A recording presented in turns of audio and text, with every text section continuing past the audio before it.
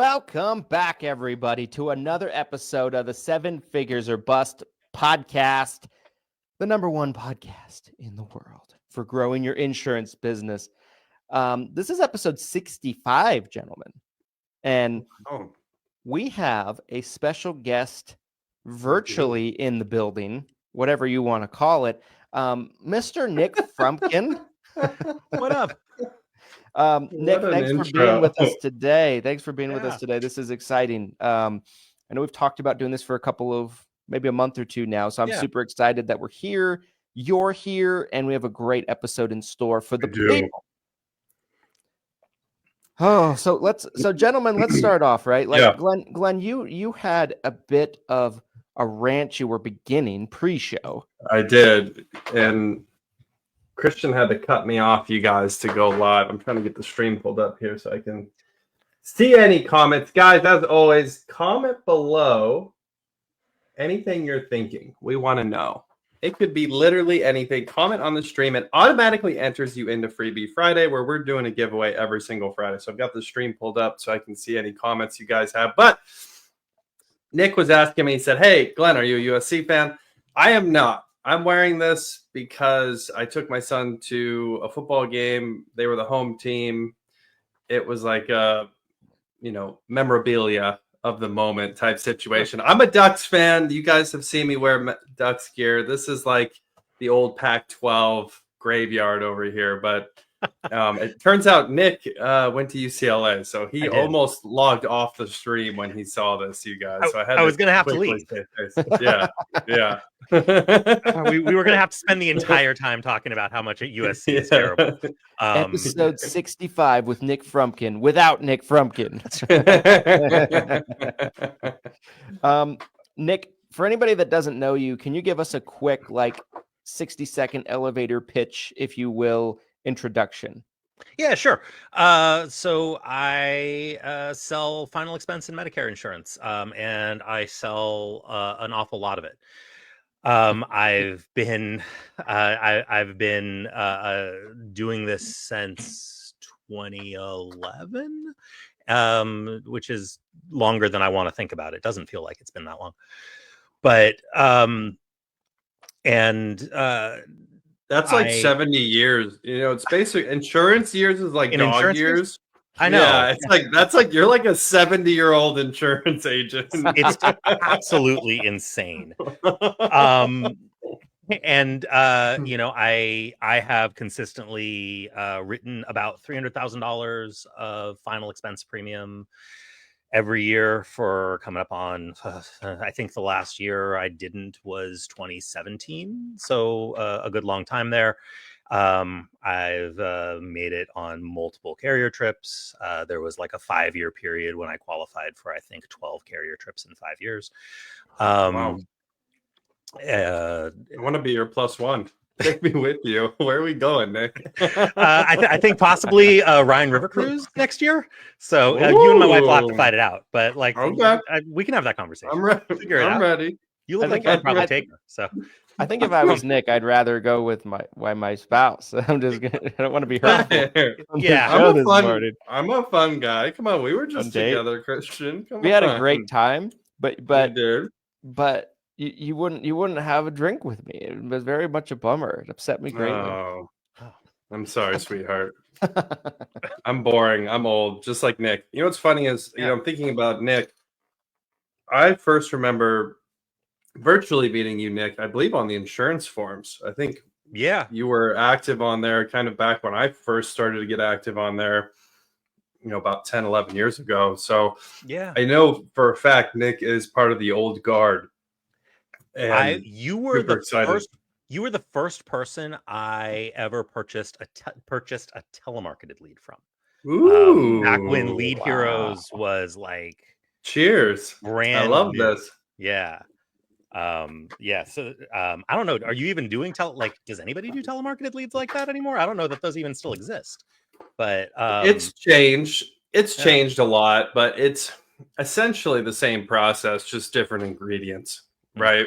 Fair enough. It was a bit more of the Wild West back then, where people were grabbing lists, calling all sorts of stuff. So it's evolved, but filtering out people who are actually interested from people who aren't.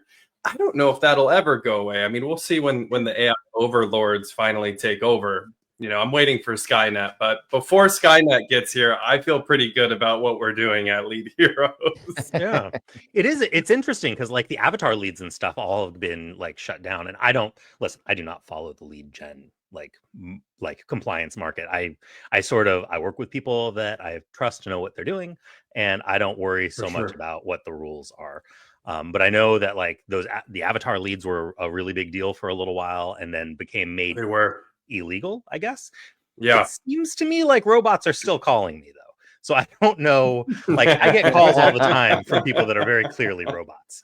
I think it's one of those things where it's like anytime there's a type of lead gen going on, if they come through and change the compliance and make it illegal, there's always people that still do it. They just don't care, 100%. And right. Like, yes.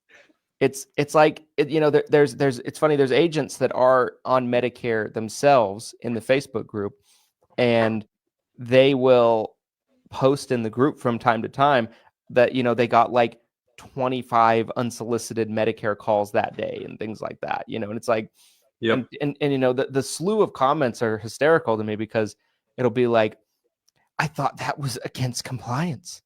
They're like, well, yeah, it kind of is, but yes. there's two types of people. There's the people that follow the rules and people that don't, and that will always be that way. And what? And I don't know, like if on our end, there isn't really anything we can do about it. We just need to accept that this is life and kind of move on. I have a friend of mine who has been an agent for a lot longer than I have, and who's Medicare aged, and has taken to every time he gets an unsolicited illegal Medicare call, like recording it and emailing it to me. And so I'm getting like 4 emails a day from him. It's like bird watching. Yeah, he's just like, have you heard this one? This is great. This is my favorite. Yeah. Oh man. So good times. Like we're having fun. It's not great for consumers. It is the thing that like I find is the biggest hurdle these days is people's phones are just blowing up constantly. Right. I mostly still see people face to face. I mostly still go out and sit down and talk to people in person. But you're sitting in somebody's house and you're having a half hour, 45-minute meeting with them, and they get 15 or 20 phone calls during the course of that meeting at like 2:00 in the afternoon on a Wednesday. And it's maybe they're really popular, Nick. Okay, maybe they have a lot of friends. It's because you don't have that many friends that call you. That's right. Okay? So I think this is a great area of conversation because it is. There's a lot of things I wanted to get into with you, Nick. I think this really transitions really nicely into one of them is like, I feel like today it's more difficult to get people on the phone, right? Like with us running Lead Heroes, that is something we can verify for sure. For sure. What do you feel like is more important today to get prospects in your pipeline versus maybe when you started? Like, how has the game changed, would you say? So when I started, I didn't need to have multiple phone numbers to be able to call and set appointments with people. Was like I went years just calling from my cell phone. And then at some point my cell phone got flagged as it didn't even get flagged as spam. It got flagged as life insurance agency, which is maybe worse than being flagged as spam. I would be calling people and it would ring and it would say life insurance agency calling. And so like nobody, like my call returns just like died. Yeah. That was like, 21, I think 2021. And I couldn't figure out what was happening until like I was talking to somebody that was a colleague and I'd called them from my work phone and they were like, "Hey, Nick, why does your phone say life insurance agency when you call me?" And I was like, I didn't know it did that. And there was no way to fix it. As far as I know, there's still no way to fix it. So I don't call people from that phone number unless they've got me in there. Really interesting. I've never heard I've never heard of that before. That's really interesting. That I don't like, know. Your category. You're stuck in a category. Like this is Yeah. a life insurance agent. Yeah, Be I don't know. careful. Be I don't careful, know everybody. Watch out. I don't know anybody else who had that happen to them. I don't know how Yeah. it happened to me. I suspect it might have had something to do with like me screwing up setting up a Google business page or something like that. But Interesting. I have no idea. But I started looking for various dialers. And I've used a lot of different dialers, but the main thing is like I have to cycle through phone numbers now, and it's not a thing that I ever used to have to do. But you don't get people answering the phone from a lot of phone numbers. And I pay for like services that monitor my phone number, so if it gets listed as spam, they file and they're like, this isn't spam, and all of the like stir and shake, and these things exist. But that's not a thing that was ever needed before. And I still have people tell me that they're like, I just call from my cell phone. If you can, great. Good luck. Yeah. Good luck. Yeah. Godspeed. Yeah. So that would be the number one thing. I still, if I can, I prefer to work by appointment. I prefer to work in person. I don't always anymore. I'm willing to do phone sales now in a way that I haven't been willing to do phone sales in the past. And some of that is lead territory. Some of that is like in a post-COVID world, there are people who are just flat out like, I don't talk to people in person anymore. If you want to talk to me, we can talk about it over the phone. And that's not super common. And honestly, on the Medicare side is way more common than on the life insurance side. On the life insurance side, that doesn't seem to really be an issue.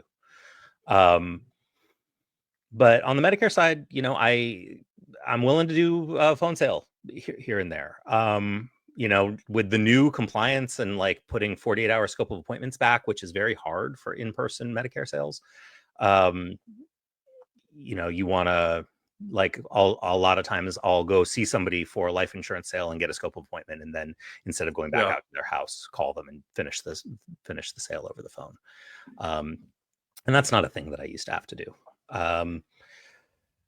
The world's evolving though, it's as stuff changes, you've got to change how you do it. People still want to see you. I am still of the belief strongly that if you are willing to go see people face to face, you will spend less time working. Like you're still working, but like you're going to spend less time like locked into sales mode. And you will you will have a higher conversion rate. For sure. And your persistency will be better. I think noticeably better. And that's a large part because I think, especially right now, people are very burned out on the impersonal nature, especially our clientele. The final expense. Well, yeah. I mean, people. I'm thinking just like seniors, right? Yeah, like people in the baby boom generation, I think, are very burned out on everything being impersonal and distant. Yeah. And I don't know, as like Gen X ages up into things, as millennials age up into things, maybe that won't be. But I am noticing a trend in the people that I talked to recently where they are unprompted saying, oh man, I'm so glad you actually came out and saw me face to face. I never get to talk to anybody in person about this sort of stuff.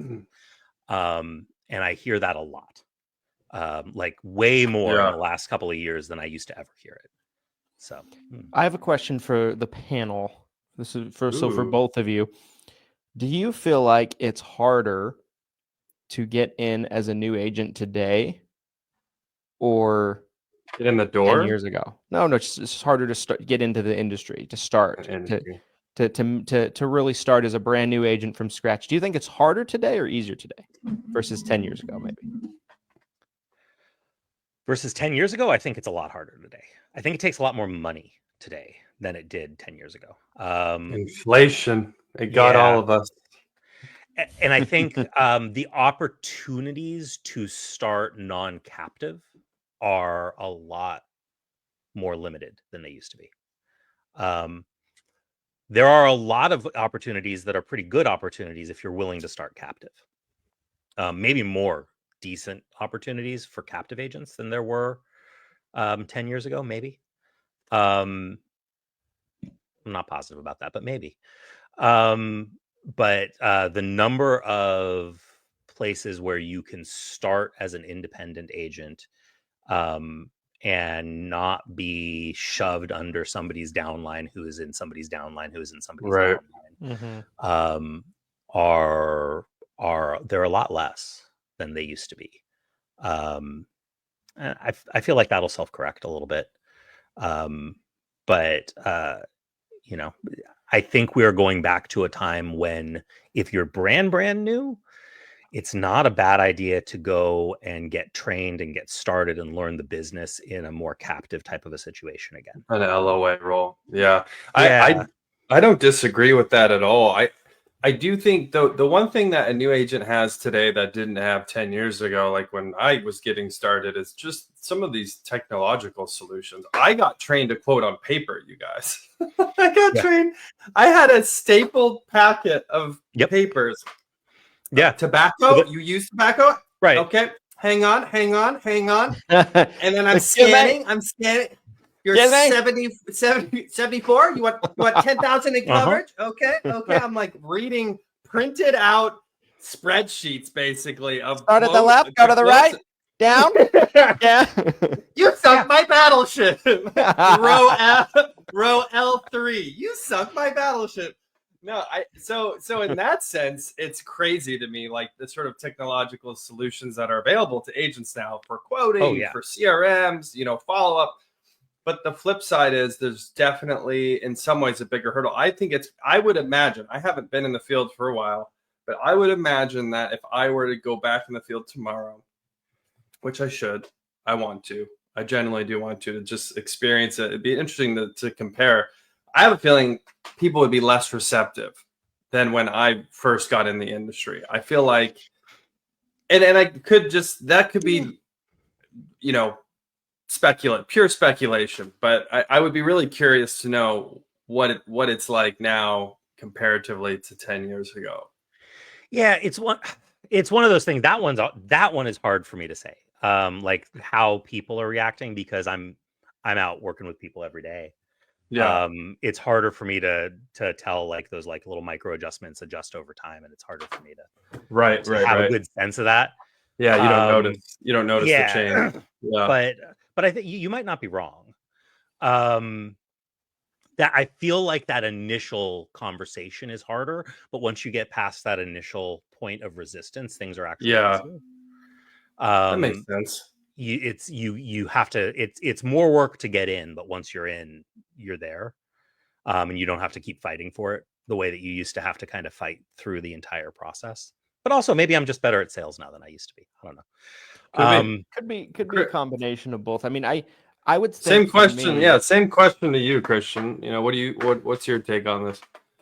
I think it's such a hard question because I think in some ways it's easier, in some ways it's harder. But if I had to say overall, I'd say it's harder, because I think to break in as a new agent, I think it's harder today to start with no money than it was back then. I think back then, like, you could really go out into the market and,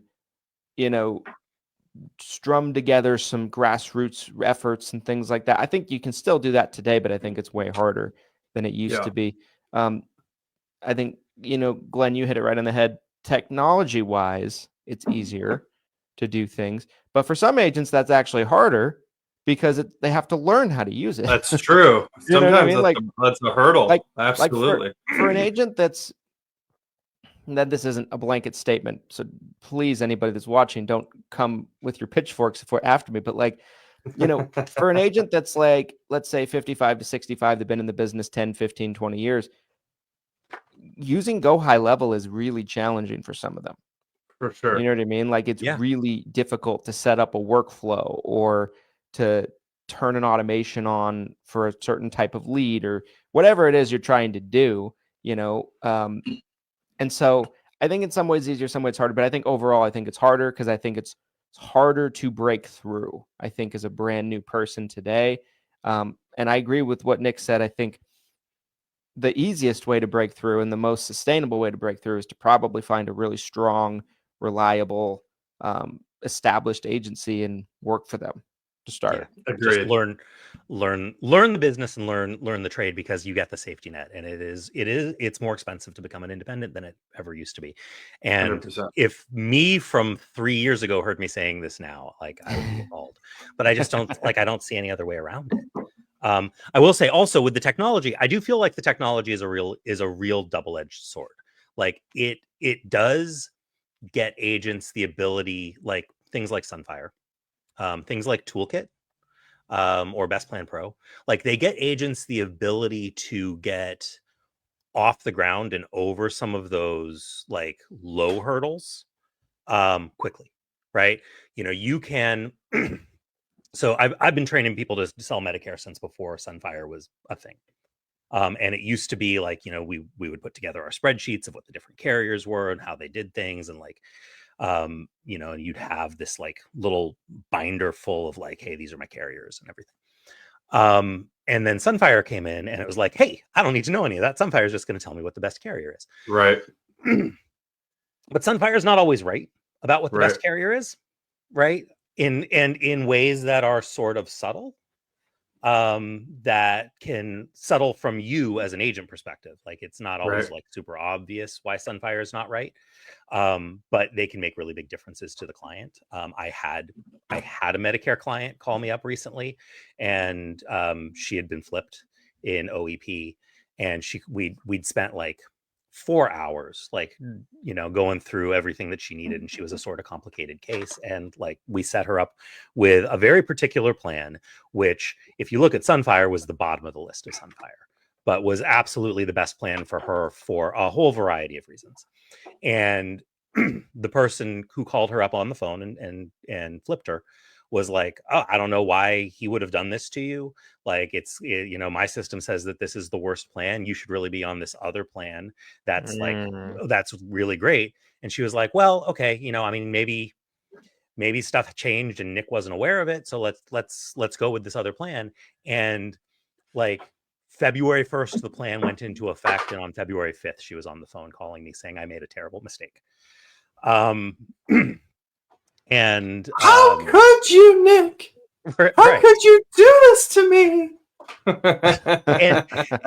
and it's like, and like, I looked in Sunfire, and I could see why the agent thought that was the best plan. You saw their line of thought. I could through the situation. I could clearly see, like, okay, yes, at first glance, if you're, trying to talk to 30 or 40 people a day and just, like, this makes a lot of sense. But if you actually know the client and what they need, this doesn't actually make any sense whatsoever. And it takes away a bunch of benefits that they really use, and it gives them a bunch of benefits that they don't really care about. And it screws with their doctor network, not their primary doctor, but all of their specialists they stop being able to see, and like stuff like that. This makes me feel really good about AI not taking over, guys. This feels great. Keep going, Nick. I love because it's wrong a lot. Right? So there is that, for sure. Like, there is that element of, that's our job, that's our value, is to know those things about the carriers. Know that, hey, this carrier is a pain in the ass for customer service, and this is a client who's going to need a lot of customer service. And know these things, and having that deep knowledge of the carriers in your area and how things work is such a valuable skill. And I do worry that a lot of new agents aren't learning that skill because they don't have to. You know, they can just like, and I'm guilty of this. Like, I will tell my agents, like, hey, listen, if you don't know, if you can't figure it out, and you need, don't, like, you will never harm somebody by putting them into whatever Sunfire recommends. If you can't get me on the phone, if you can't figure something else out, if whatever. But it is actually, less than half the time that I would enroll somebody into the plan that Sunfire recommends. And the same is true on the life insurance side. You know, like the same is true on the life insurance side, where carriers will, especially now because underwriting is changing to an algorithmic risk score rather than black and white yes no questions, Right. Knowing how a carrier is going to look at certain health conditions, as opposed to just like dialing up toolkit and saying, okay, you know, it says America is going to take this level. That'll get you there like 70% of the time, but you're going to lose 30% of the cases where you didn't have the knowledge of the carrier, where you could have gotten somebody placed because you have that deeper understanding. And I feel like that deeper understanding is getting lost a lot. And to Glenn's point, like, we need to save our own skin, we need to have that deeper understanding. Otherwise, we are going to get replaced by AI. Right. Like, that is the 100%. only thing we bring to the table is lateral thinking. Yeah, I totally agree. I asked the group for any questions that they had. There's a few questions already. So again, if you guys are watching and you have a question about final expense, life insurance, really anything in the senior insurance space, we'd be happy to try to answer some of these. So feel free to drop them below. But here's a question from Jason. He said, how does your follow-up change for in-person versus telesales? And I'll kind of go first and just tell you, you know, my first thought is, if I'm following up with someone and it's in person, there's a chance that the follow-up could be resetting an in-person appointment. I might have to go back out there. I might be delivering that policy by hand, versus if I'm following up over the phone, you know, it's probably going to be something more casual where, you know, hey, did you get this taken care of yet? It could be still an appointment, it could be scheduling a call, but that's one thing off the top of my head. But I'd love to hear from both of you guys what your thoughts are on follow-up in person versus telesales. Yeah, I mean, for me, like, I think the question's a little interesting, right? Because, like, so let's say I made an appointment and I go to someone's house, right? If I'm following up with them, let's say like they weren't able to make a decision right there, whatever reason, maybe their Medicare hadn't started yet, maybe they needed to think about it, whatever the case might be, right? I'm probably always going to be following up the same way through a phone call. I don't think my follow-up really changes too much from that perspective, right? Like, I'm probably going to call, you know, I'm probably not just going to drop by. That was never really my style. I mean, I did a little bit with some door knocking, things like that with direct mail leads there and there. But like, if I went to someone's home and I'd had an appointment with them, I probably wasn't typically going to just show up again if I couldn't get them on the phone. Not to say that couldn't be effective. You know, I've known agents that like they would try something like that. But like for me, I was all about trying to be as efficient as possible. And I kind of took it as like, if they aren't answering the phone, they're ducking my calls, they're not calling me back, that usually tells me something. I didn't want to beat my head into the wall waiting for it to budge a little bit. So that was kind of my process as an agent. Yeah. I think it's not that different for me either. I would say I do think you should deliver policies whenever possible. I think that's a really good thing to do if you have that ability to do that. On phone sales, I send more mail, like I send physical mail, whereas with in-person stuff, I'm okay with relying on like texts and emails. You know, I send a physical thank you card to everybody who buys a policy from me. But if it's an in-person sale, that's probably the last thing they're going to get in the mail from me. Whereas if it's a telephone sale, they're going to get, you know, they're going to get their policy in the mail from me. I'll have it sent to me and then I'll mail it myself with some like of my own materials and stuff with the policy. They're going to get mailed a summary immediately, like the same day it goes in the mail that we talked. They're just going to get some other stuff to try and like reinforce the idea that I'm not just a voice on the phone, that I'm a real human being. Right. Maybe overkill, maybe not necessary, but it's stuff that makes me feel good. Who knows if it matters? I've never actually tried doing it without it. So I could probably stop doing all that, save myself some postage, and it might be fine. But Doesn't hurt though. But no, I don't think it hurts. And that's my whole thing with if it's an entirely 100% phone sale, I want to do everything I can to reinforce the idea that I'm a person that they have a relationship with. Because I want that relationship. And it's just easier to build that when you're face to face. You know, the physical presence of yourself kind of does a lot of work for you there. But that would really be the only thing that's different, you know, delivering policies and sending more mail. Yeah, I love it. Guys, I want to take a second, mention the sponsor for today's episode as we're about halfway through the episode. Today's episode is brought to you by none other than Hire Heroes, our vetted virtual assistant platform. If you are looking for someone who can come into your agency, into your business, and help you with low revenue, no revenue generating tasks, data entry, bookkeeping, things that are keeping you from doing your highest revenue generating tasks like selling insurance, please reach out today. HireHeroes.com. Find the perfect virtual assistant for you today. HireHeroes, HireHeroes.com.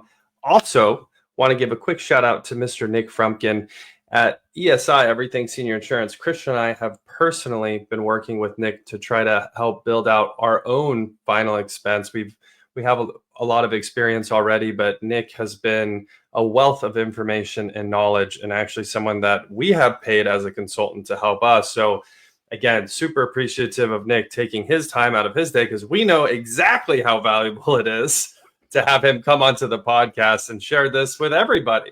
You know, at no cost to you guys. You're getting this. Right. This is amazing. Maybe instead of doing paid consulting, maybe we'll just trick him into doing podcasts every time. Yeah. Every time you have questions, just be like, Nick, it's a podcast. We're live, Nick. Nick, do you want to do the show? Well, you know, next week. No, thanks. And it's been really good. It's been nice helping you guys. It's been pretty fun. Yeah. Okay. So I have a question that I think is super interesting to me. And it's a question for both of you guys again, right? For the panel.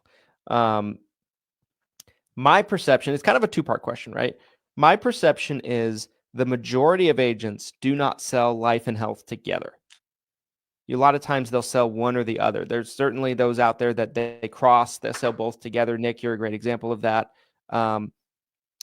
But I guess the first question is that perception real? And the second question is, if it is real, why do you feel like more agents don't sell them together? Because they do kind of go together like peanut butter and jelly, right? Like, yeah. Why do you feel like that is, if that is the case? So, second part first. I don't know. It doesn't make any sense to me. It really doesn't make any sense to me. So like the agency that I run, which is a reasonably small agency, we're very picky about who we bring on board, but the agency that we run is specifically for final expense agents who have an established final expense practice, who want to start learning to sell Medicare and to fold it into their business without having to essentially run two separate parallel businesses, right? I think it is that idea that you're running two separate parallel businesses, maybe, that stops a lot of people. They have a hard time wrapping their head around that you are specializing in a prospect type rather than a product type. There's a lot of discussion in and around the industry of niche marketing and trying to hone in on your niche and, becoming an expert in your niche and all of that sort of thing. And I think that's absolutely true. And that's absolutely valuable. But I think most people misunderstand what a niche is and focus in on their niche being a single product rather than a single type of person. So my first job in the insurance industry also was very heavy on the idea of niche marketing, and it was not working with seniors really. Are we allowed to talk about like specific carrier names and stuff? Uh, Might like, I don't know. Do we care?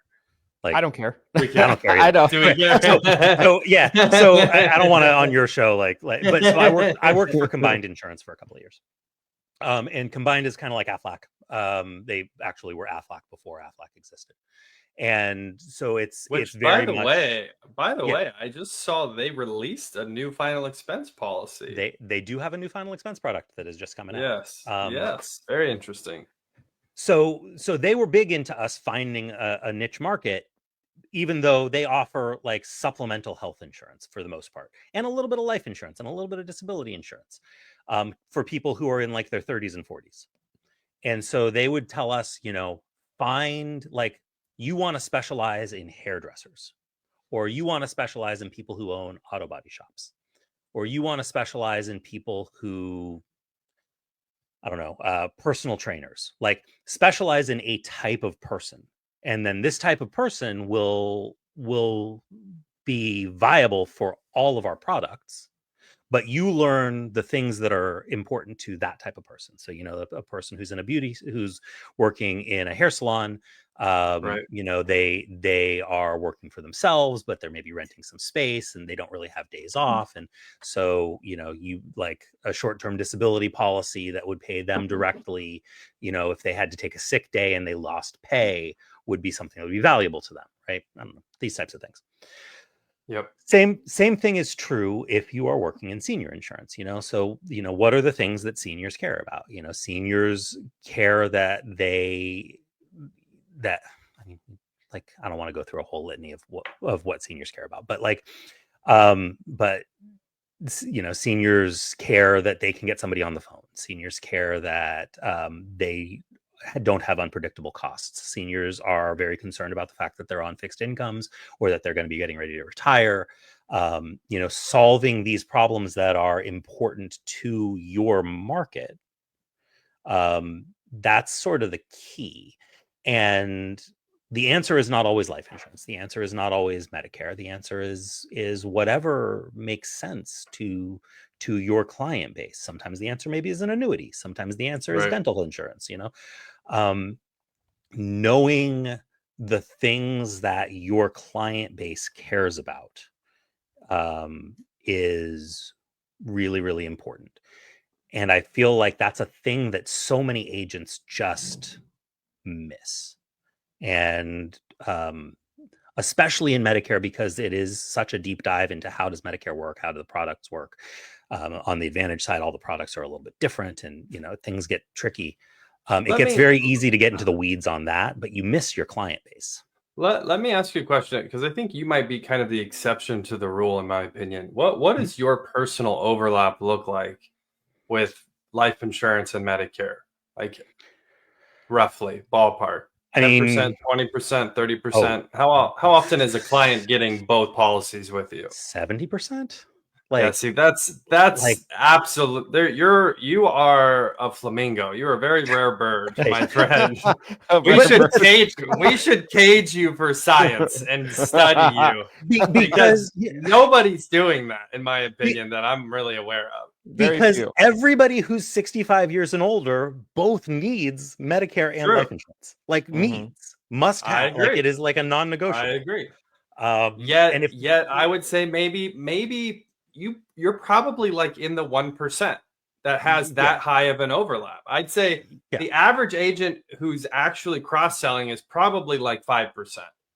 If they're so. So why, so there's a couple things. One is, we've talked about this on the podcast before, is I think truly understanding and mastering a line of insurance takes a while. Probably takes, it took me personally probably 9 months before I felt like I really knew, like 9 months full time, week in and week out, doing nothing but selling life insurance. It took me a solid 9 months before I was like, okay, I'm really starting to figure this out.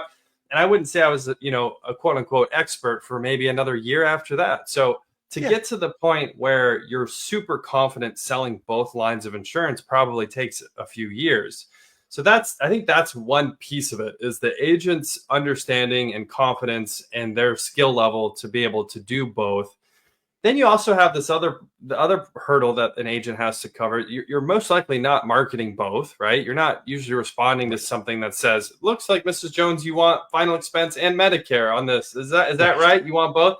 No, Right. It's one or the other. So now the agent has to navigate that part of it where Right. I'm here to do this, but I also want to help you with this. And that's its own thing. And then there's also this mindset that agents have where I think they think they're going to lose one if they try to sell the other, right? Yes. And I that think is that's a very big part real. of it. I think That that's is a big that part is of it. so real. Yeah. I have an agent that I'm working with now who's technically had contracts with me for 3 years. And this AEP that just passed was the first time that he even tried to write any Medicare.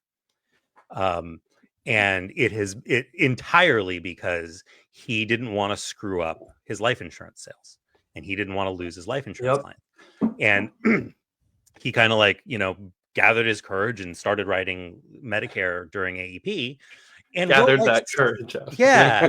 liquid courage. Yeah, possibly. I don't know. But he wrote like 60, 65 people in AEP face to face, pretty good AEP. And in January called me up and he was like, Nick, why have I not been doing this the entire time? What's wrong with me? And I was like, I don't know. I've been trying to get you to do this for 3 years. But like I think it is intimidating because it is unknown.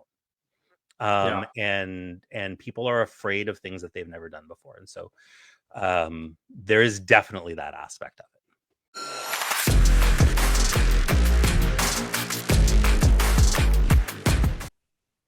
With hundreds of insurance agents and agency owners at the event, this could not be a better opportunity to spotlight your business. If you're looking for a sponsorship opportunity and where to spend your sponsorship dollars this year, the 7-Figure Medicare Agent Summit is the spot to do it. You can have your own booth.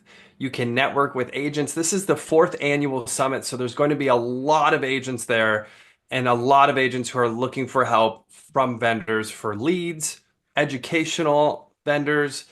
You could have a software tool. There's so many great vendors that we've had in the past, and we're looking at a lot of great opportunities for businesses to sponsor at the 7-Figure Medicare Agent Summit. So if you are looking for a sponsorship opportunity, make sure to check out 7figuresmedicareagentsummit.com. Get your tickets today while they're still available and reach out about sponsorship opportunities. We'd love to have you involved with the 7-Figure Medicare Agent Summit in 2025. Now back to the show.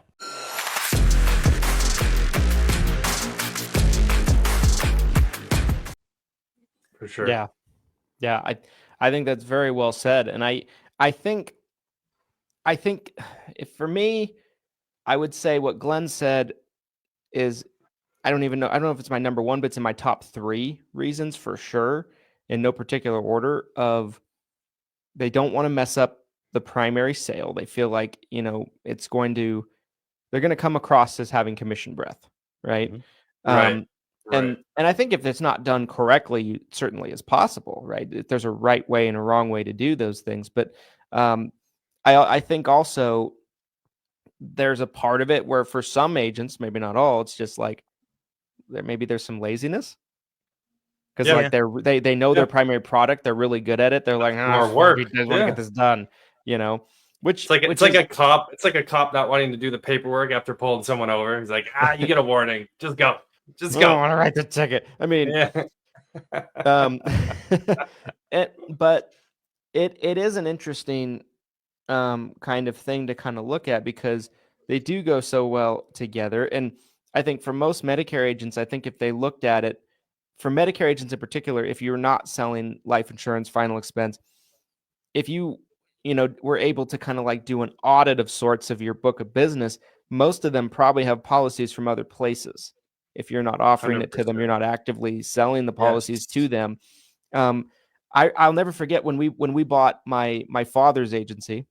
Mm-hmm. The biggest thing he would never sell was dental. Thought it was a ripoff. And so, and so he would actively take time out of his day to tell his clients when they'd call in about dental, take like 10 minutes to sell it. He'd spend 30 minutes on the phone with them, telling them why it's not good.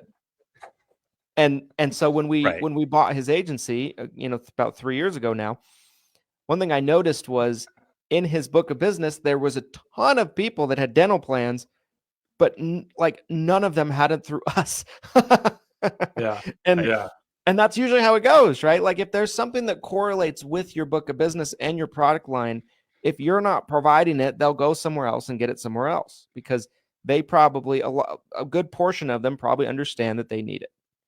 100%. Yeah. That's so important. Like if that idea that if it's something that they want and you're not providing it, they're not going to just say, oh, well, I guess I'm not going to get this thing.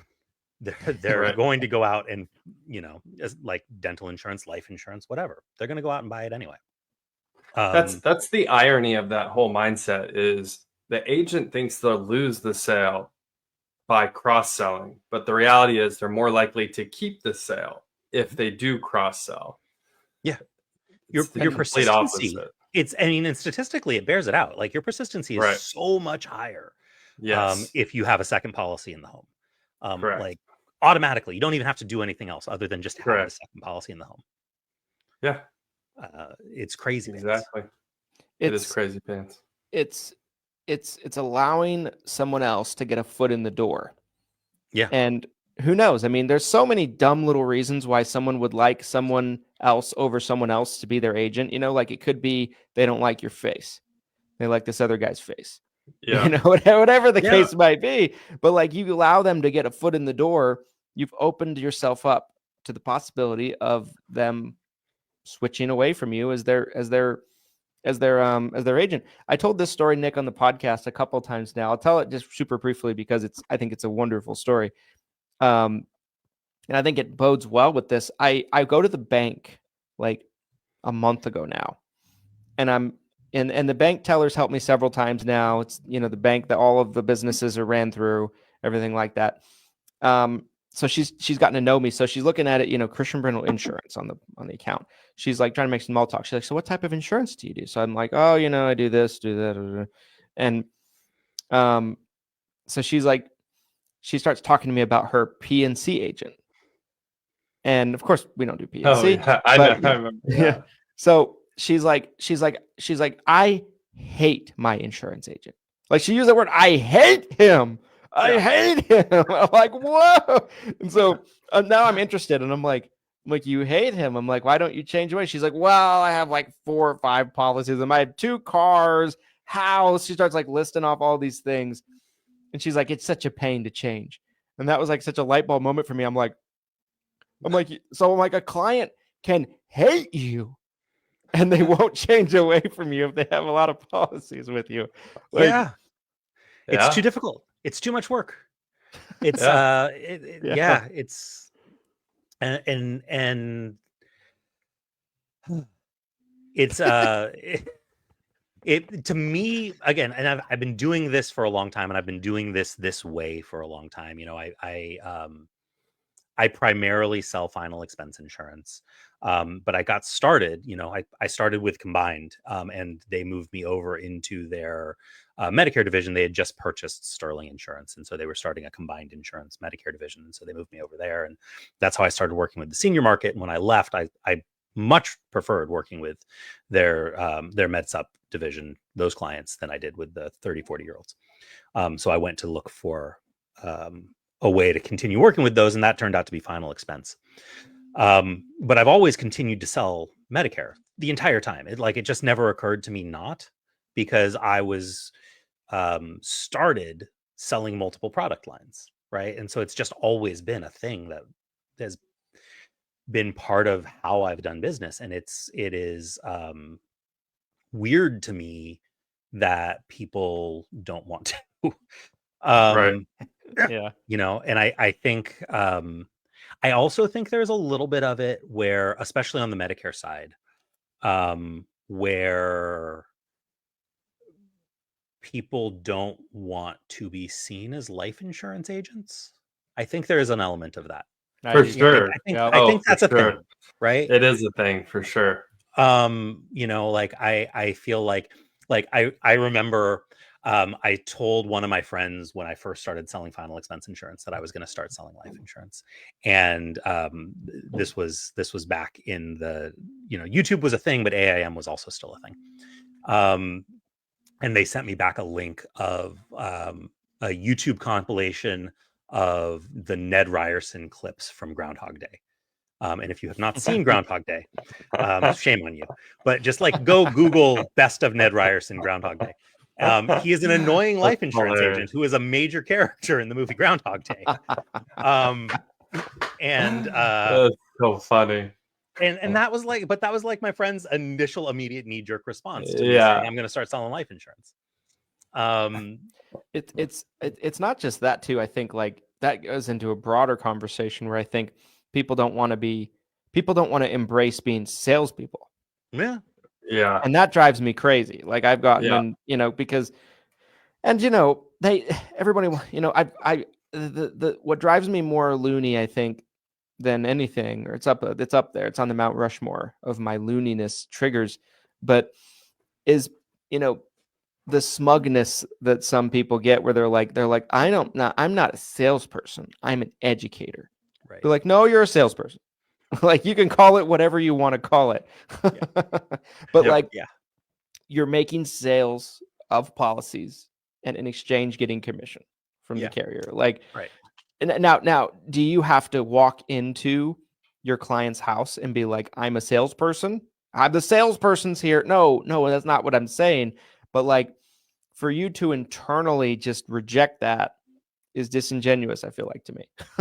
Yeah, absolutely. And probably long-term harmful to your success in the business, honestly. Yeah. Yes. Like I feel like if you can embrace that, like what you do is sales, and legitimately what most people's jobs encompasses an element of sales, and that there's nothing wrong with sales. If you can embrace that, you will do better. Have a better life. I mean, again, I think I really embrace the idea of consultative sales. Like I'm here to really help. I'm here to help you. Yes. Am I going to get paid when you buy something from me? Yes, I am going to, but that's the goal is to help you make a decision. And obviously I'm talking to you about this for a reason. And that's where I feel like some people might get lost. But I want to, there's some, we're getting towards the top of the hour, but there's one other question I wanted to kind of address and have you guys answer, and we can maybe discuss briefly, is we're coming into the end of OEP. And there's some extra fear this year around the off season. For those of you who don't know what that is, that's between AEP and OEP, April to September, where it's much more difficult to sell Medicare Advantage, right? Especially for folks already on Medicare. Obviously, if they're new to Medicare, a different story. The emergency SEPs, which I think I didn't even realize necessarily how much these were being abused until I'm seeing. Well, now that I'm seeing the fear around this off season, I'm like, okay, a lot of you were just using this constantly to just keep writing. Of course.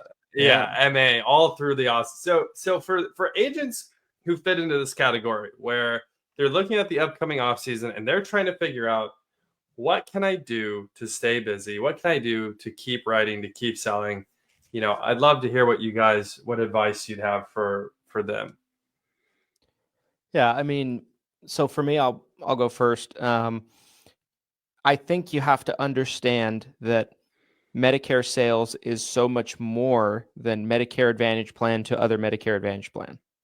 I think you have to create marketing attacks that are centric and based on people turning 65.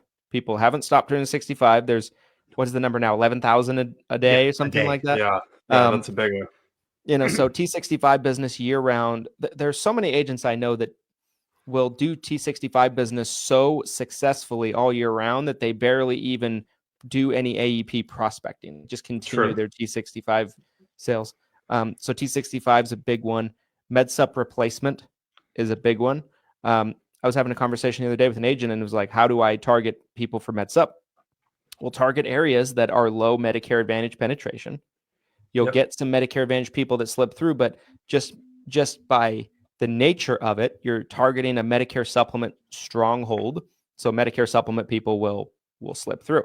Because if someone's responding to an ad, most seniors don't know the difference between MedSup, Medicare Advantage. So you're going to get both. But like if you're targeting like if you're targeting Miami-Dade County for MedSup, you're going to get. God rest your that's soul. You're not going to get any. It's going to be all Medicare Advantage. Anybody who spends any marketing money on that county, God bless you. But MedSup replacement's a big one. Miami-Dade. Triggered. Triggered. Triggered over here. I also think, finding creative ways to cross sell more to your existing book of business during the year is a good strategy too. If you haven't done a lot of that. So I think just changing your focus is a big one. Would be kind of my answer to that, and understand there's much more to this business than just flipping Medicare Advantage plans to other Medicare Advantage plans. Love it. Yeah, I think that's the big one, right? Like understanding, going back to where we started with, like there's just so much more to the business, and learning to kind of dig deep and kind of think a little bit laterally, get away from like what the robots can tell you to do. I am a big believer in doing reviews around people's birthday, like a month before their birthday, regardless. And I read this book a bunch of years ago. It's called Power Position Your Agency. It's a P&C book. It's a book designed for P&C agents. It's not designed for us. But it was recommended to me, and it's got some really useful ideas in it. And one of the ideas that really resonated with me was this guy was saying, do annual reviews with your clients with no expectation of a sale. Don't even bring the idea that there might be a sale to be made up. Just sit down with them, meet with them, go over what they have, talk about how their life has changed, take notes, and then if there is an opportunity that arises from that, get back with them at a later date and present to them the opportunity. But like just establish the relationship, deepen your relationship with them, and get a sense of what their whole picture is and what everything that they need is going on in their life. Maybe they will tell you that they've got a heart surgery coming up. Maybe they will tell you that, they do need new dental work done. Maybe they will tell you that, they just had a family member diagnosed with cancer and they're concerned about, their cancer risk. Sure. Maybe they will tell you that they just buried a parent and that they're concerned about their being able to afford for their own funeral. Yeah. Like, you don't know what they're going to tell you. That they're going to tell you that they're getting ready to retire and they don't know what to do with their 401k. Like, and that, having that contact with those clients on a regular basis, to just establish yourself as a human being who is their advisor, who is there to help them make their decisions in relation to, all their insurance needs, will open doors that you will not ever find on your own, that you won't even have any way of knowing that exist. And it keeps it really low pressure and it keeps it really friendly. And it's a retention increasing activity as well. So I don't know. That's I like it. As we get close to the end, I love it. I want to respect everybody's time. We are getting close to top of the hour. I want to move into final thoughts. So Nick, we always do final thoughts to close out every podcast episode. Just any, parting words we want to leave with the audience based on, topics that were discussed, everything like that. Glenn, why don't you start? Final thoughts. Final thoughts. So, super informative from a more broad perspective. I think sometimes Christian and I will really get lost in the Medicare side of the business because it is a huge emphasis for us. But I think this conversation today was super insightful into the broader spectrum of what the life health license is capable of doing. I got licensed for both right out the gate, even though I wasn't really ever selling health insurance as an agent, very, very little. I was primarily life focused, but the reality is there's two sides to the coin. They can go together. There's so much you can do if you actually utilize both. And the one thing I'll mention too, when it comes to the off season, as I'll kind of build this into my final thoughts, I was talking to an agent last week, and this was a big topic of conversation when I'm on the phone with them as a Lead Heroes client. And they were talking about their concern going into the off season. I'm like, well, what are you guys going to do? I'm like, what is the agency going to do? And they have a whole plan in place to really go after hospital indemnity plans.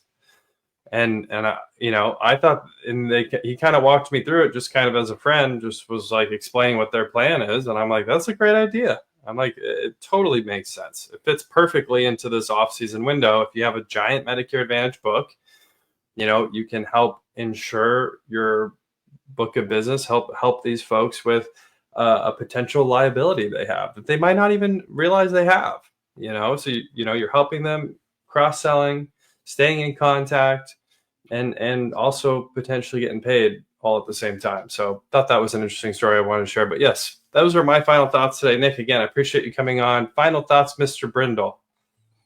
Yeah, I mean, I think my final thoughts are, I think there's so many people out there, and I've been guilty of this as well in the past, is doing the business very simply, like just a very simplistic view of the business, right? Medicare Advantage plans, move carrier A to carrier B, Medicare Advantage plan, flip.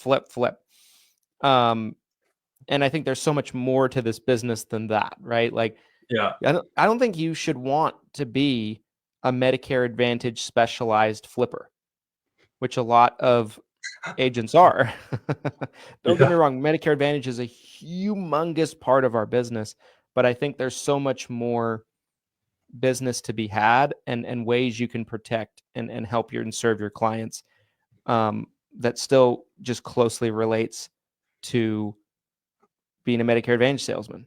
So I hope this podcast episode kind of helped shed some light on that. And, I think that would be my message to everybody is, try to figure out ways to broaden the level of service you can bring to your clients. And you don't have to go all into the weeds in all these different directions to do it. Like, you don't have to go get your PNC license or anything crazy like that. Like, there's so many things you can do that are in the family of what you do now that you might not be thinking about.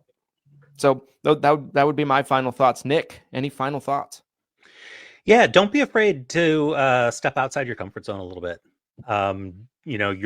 You are almost definitely not going to hurt yourself if you try to take on new things that you haven't done before. And the best, most profitable, most fulfilling things tend to be those activities that are right on the edge of your comfort zone, that are pushing your boundaries and pushing your limits. And so, nobody's saying you need to go out and start selling everything under the sun. But if you've never sold a hospital indemnity plan, look into selling hospital indemnity plans. That's a great idea for the off season. If you don't sell cancer plans, look into selling cancer plans. If you have a life license, look into selling some life insurance. Work with your existing client base. Also buy leads. There's lots of people who don't buy leads. You should buy leads. Yes. I feel like yes. I feel like if I do a social media appearance where I don't say buy leads, especially when they have a lead vendor, like, that's right. So damn it, Nick. buy leads. No, this was a great episode, Nick. Really appreciate you coming on. We'll have to do it again soon. It was a lot of fun. Thanks for having me, guys. And for everybody watching, make sure to comment, like, subscribe, whatever platform you might be watching on, listening on. If it allows you to give a 5-star review, such as Apple Podcasts, we would certainly appreciate the 5-star review. Make sure to comment your thoughts, any questions, ideas, any topics you'd like covered on future episodes. We certainly take that feedback very seriously. And we'll see you guys on the next episode of the 7 Figures or Bust podcast. Thanks, everybody.